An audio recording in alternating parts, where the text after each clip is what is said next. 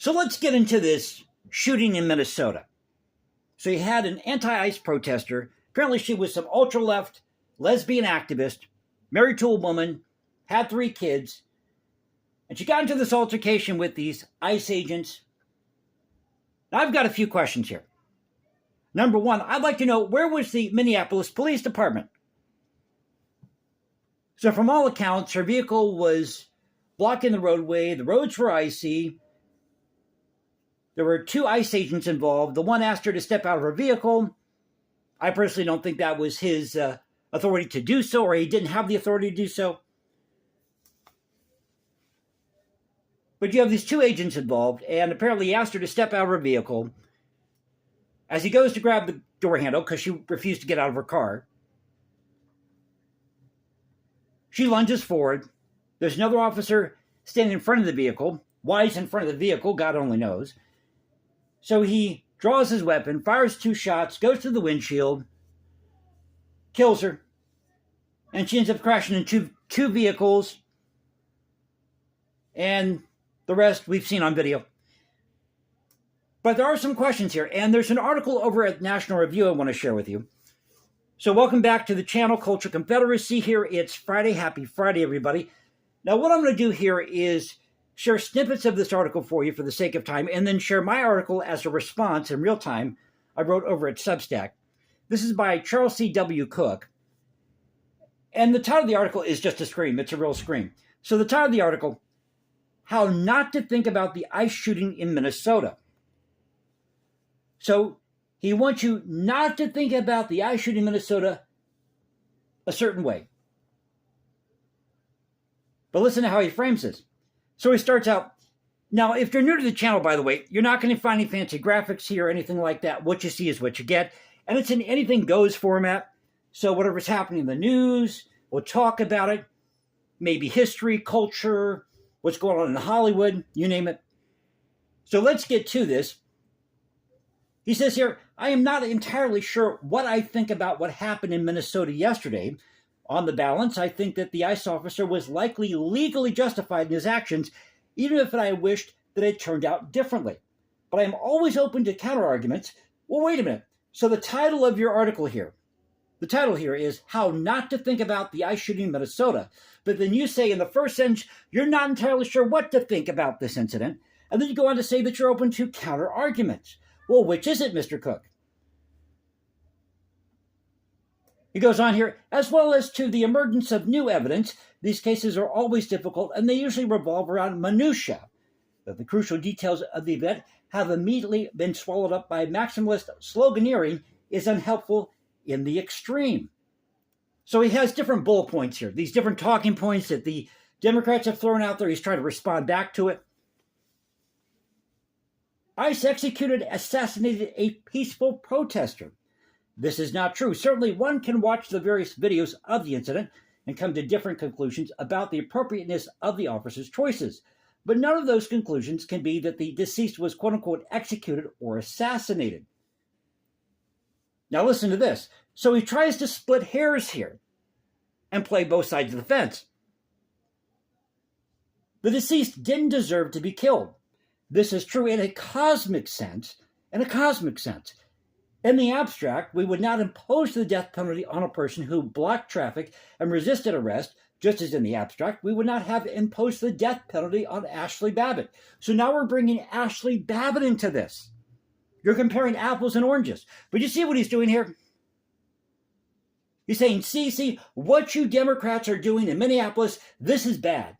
You've got your protesters that are interfering with the federal government, with these agents trying to go after these illegal immigrants. And you got the Democrats this week, because of the 5th anniversary of January 6th, saying, see what you did on January 6th? You can't win with these people. The stupidity of these two political parties. Knowing what we know now, the officer, etc., etc., but this is not a useful way to think about what happened. We have lots of different angles, the testimony of witnesses, the ability to slow down the footage frame by frame, etc., etc. So you get the picture here. Now he talks about President Trump's statement that the deceased violently, willfully, and viciously ran over the ICE officer. Now, to Charles C.W. Cook's credit, he disagrees with this. And he thinks this is more of a case of, she was trying to get out of the roadway. And we have different footage now coming out about what actually happened, this altercation. But he goes on to say, the line is obviously intended to just oppose this argument here, that the deceased was just a 37-year-old lady in a Honda Pilot. This line is obviously intended to just oppose the armed male ICE officer with the unarmed female civilian victim, and thereby to make the latter seem less of a threat. But it's absurd. And he goes on to talk about how this is a 4,000-pound vehicle, and that regardless of who the driver was, it could have been Mike Tyson, so he brings Mike Tyson into this. It could have been a computer behind the wheel. It would have done the same amount of damage. Well, I didn't know that a computer, again trying to split hairs here, play both sides of the fence, I didn't know that a computer could drive a car, did you? But I want to get to the last paragraph for the sake of time, because this is where the rubber meets the road. ICE shouldn't have been there in the first place. This is nonsense. We have a lot of duly passed immigration laws in the United States, and the duly elected head of the federal government is permitted, required even, to enforce them without the acquiescence of the states. Are you sure about that, Mr. Cook? And he calls this Constitution 101. Now, yes, it's true. The states, individuals cannot interfere with the operations of a federal office. They cannot obstruct a federal officer or agent from, let's say, going after an illegal immigrant, unless they are in violation of the federal agent or officer is in violation of the Constitution or the sovereignty of the state. And you have a process that you go through to handle that legally. It goes to the courts. And the alternative is not unicorns and rainbows, but nullification, insurrection, and chaos. So you see what he's doing here? He's trying to merge these three different issues: nullification, insurrection, chaos. Well, they're actually three separate issues. Nullification is a legal process. Insurrection is an act. Chaos happens in the universe. It is entirely reasonable to criticize, now he backtracks here. It is entirely reasonable to criticize the prosecutorial choices of the executive branch or the tactics deployed by a given agency, but to propose that the mere existence of federal agents is responsible for the conduct of those who wish to undermine them is to invert our system of government and make a case for anarchy. So you see, what the federal government says goes. Again, if the federal government is infringing on the rights of the states, and Trump is sending these troops or federal agents into Minneapolis or Minnesota or whatever the state is, California, without first consulting the governor or even the mayor of these cities, then Trump is in violation of the Constitution. There has to be a balance here. So let me respond with my article over at Substack. How am I doing, by the way, as far as time? Okay, so we're about 8 or so minutes into the video. So this is the article that I wrote over at Substack. Now, if you're on X, just go to Culture Confederacy at Culture Confed 1 on X.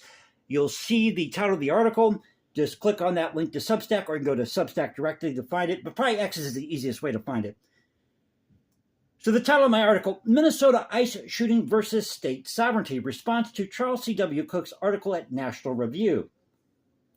So I wrote this yesterday. How much power should the federal government have? It's a dilemma the founding generation wrangled with ever since the Articles of Confederation. And that's true, because when they wrote the Articles of Confederation, remember, we had just gone through this thing called the American Revolution, and they were wanting to form some type of confederation, not a republic, not even a nation at that point, but a confederation of states. And the states, these governing bodies, wanted to preserve their sovereignty, their independence. The precursor, albeit with several changes, to the 1787 Constitution. So you had several changes that were made in the 1787 Constitution, changes that aren't found in the Articles of Confederation, but the Articles of Confederation was the basis for the U.S. Constitution. In fact, it was our first Constitution. It is a forgotten document, one that should be taught to every journalism major and politician, especially in D.C. Take Charles C.W. Cook's latest article in National Review, How Not to Think About the ICE Shooting in Minnesota. I could write a whole piece regarding the irony of that title alone, and I could. I absolutely could. How not to think about the ICE shooting in Minnesota, yet he says himself he doesn't know what to think about it, but he's open to counter arguments, playing both sides of the fence. First, let's dive into this week's fatal encounter. Now, I'll kind of skip through this. As you know, what happened here, or as I just told you, 37-year-old Renee Good, shot by this ICE agent. According to Homeland Security Secretary Kristi Noem, Renee Good was part of a group of anti-ICE protesters who were harassing authorities and interfering with an illegal immigration raid.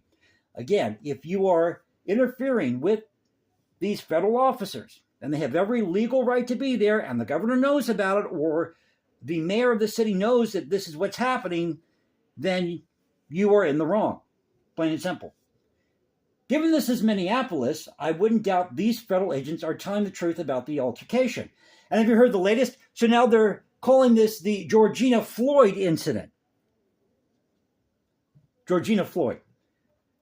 Charles C.W. Cook's commentary raises several pertinent questions. Was the officer justified in using deadly force? Did Renee Good, as President Trump claims, violently and willfully run over a federal officer? A statement Cook, to his credit, disagrees with. The golden egg, whether or not ICE agents had a right to be in the Twin Cities. And that really is the crux of the argument. Did they have a right to be there? Was the governor, informed about this ahead of time? Or the mayor of Minneapolis? It's Cook's last point that requires further examination. Article 1, Section 8, Clause 4 of the U.S. Constitution grants Congress the power to establish a uniform rule of naturalization. ICE, however, is not Congress. It is a federal agency allocated certain powers regulated by Congress, one born out of the Department of Homeland Security in 2003, a response to the attacks on 9/11. Their duty is to enforce immigration laws and investigate undocumented immigration. Does that authority extend to demanding legal citizens step out of their SUV if they're blocking traffic? And again, I'd like to know, where was the Minneapolis Police Department? Shouldn't have the Minneapolis Police Department been the ones to be handling traffic that day, if in fact they were on the scene? But I digress. Article 1, Section 8, Clause 18 gives Congress the power to, quote, we're talking about the necessary and proper clause here, to make all laws which shall be necessary and proper for carrying into execution the foregoing powers and all other powers vested by this Constitution in the government of the United States or at any department or officer thereof. This provision, which mirrors the Supremacy Clause, so they kind of work hand in hand, would be put to the test in McCulloch versus Maryland. The Supreme Court ruled only Congress had the power to incorporate the bank, noting Maryland could not tax instruments of the national government employed in the execution of congressional powers. So the state of Maryland wanted to tax these instruments or financial instruments that belong to the government or the central government, and the court said you can't do that. Only Congress has the power to incorporate the bank. This essentially stripped states of self-determination. As George Mason argued during the Philadelphia Convention, including a necessary and proper clause would embolden Congress to create monopolies regarding trade and commerce, constitute new crimes, inflict severe and unusual punishment, and expand the government's reach, leaving state legislators less secure in the powers presumed to be in the hands of the states or their people. Again, this argument of how much power should the federal government have, central authority. Because now you're going to have this necessary and proper clause, so that overrides, in many ways, the sovereignty of the states. So these states have less security, less power, this presumed power that they have a right to, or the people who live in those states have a right to. 250 years later, we are forced to confront. I love this line. I think this is a great line. Hate to gloat here. 250 years later, we are forced to confront a bureaucratic beast that habitually eats its own. When Texas Governor Greg Abbott installed fencing along the Rio Grande to halt the flood of illegal immigrants, the Biden administration took the matter to the Supreme Court, which ruled in favor of Biden having the razor wire removed. Sheer stupidity. And it is. It's absolute stupidity.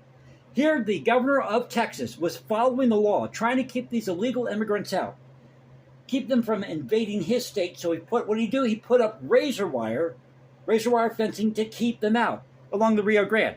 But what did the Biden administration do? Went to the Supreme Court and said, you got to take this stuff down. You got to demand that they take this stuff down, this razor wire. But I thought we had laws in this country regarding immigration at the federal level. Now the Republicans are wearing the political hat. Democrats are dropping F-bombs, telling Trump and ICE to stay out.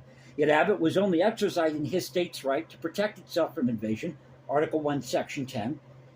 The Constitution is clear. Presidents cannot send in federal troops or agents without first consulting the governors of the states. That's crucial. Likewise, states cannot obstruct federal officers from enforcing federal law, unless such action violates the sovereignty of the states or Constitution. Charles C.W. Cook seems conflicted on this issue, as I showed earlier, telling in his final paragraph that the U.S. government is obligated to apply national immigration law without, quote-unquote, acquiescence of the states. Well, if it violates the sovereignty of the states or the Constitution, and these governors or mayors of these cities aren't being informed that Trump, or learning that he needs to send in these troops or these agents to take care of these illegal immigrants, then Trump is in violation of the law and he's stepping on the rights of the states. Plain and simple.